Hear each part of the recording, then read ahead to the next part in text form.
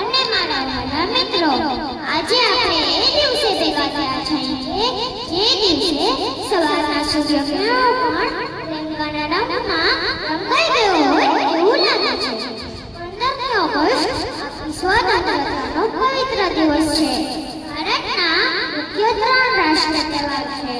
15મી August એટલે સ્વતંત્રતાનો દિવસ, 26મી જાન્યુઆરી એટલે ગણતંત્ર દિવસ અને 2જી ઓક્ટોબર એટલે ગાંધી જયંતિ. આજે આપણે ગૌરવ સાથે વાત કરી રહ્યા છીએ કે આજે આપણે 80માં સ્વતંત્રતાનો દિવસ ઉજવી રહ્યા છીએ. 70 થી વધારે વર્ષ પહેલા 1947માં આઝાદીનો સૂર્ય ઉગ્યો અને આકાશમાં શાંતિ તિરંગો લહેરાયો. कुछ पन्ने खून से लिखे गए और कुछ आंसुओं से सजाते गए और फिर इतिहास बना जिसका नाम है भारत की आजादी.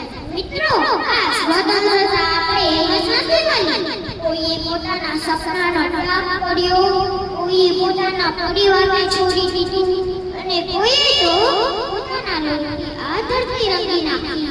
તેથી આજે આપણે આ આઝાદીનો શ્વાસ લઈ શકીએ છીએ.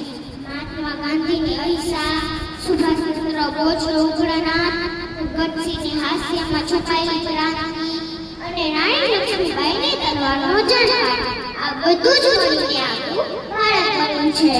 વો શહીદ જો લૌટને ઘર આए पर तिरंगे में लिपट के आए, उनका हम कभी नहीं चुका सकते. પરંતુ આજે પ્રશ્ન એ છે કે શું તિરંગો માત્ર ધ્વજદંડ લહેરાય છે કે આપણા હૃદયમાં ઝૂલે છે? સ્વતંત્રતા માત્ર ઉજવવાની નથી, જીવવાની છે. જ્યારે આપણે ભ્રષ્ટાચારથી દૂર રહીને સચ્ચાઈનો જીવીશું અને એકબીજાનું સન્માન કરીશું, ત્યારે જ આપણે સાચા અર્થમાં સ્વતંત્ર છીએ. तो चलो फिर से वो कसम खाए जिसने निभाने की ठान ली थी. પોતાની જીને પકડી जो कसम हमारे वीरों ने खाई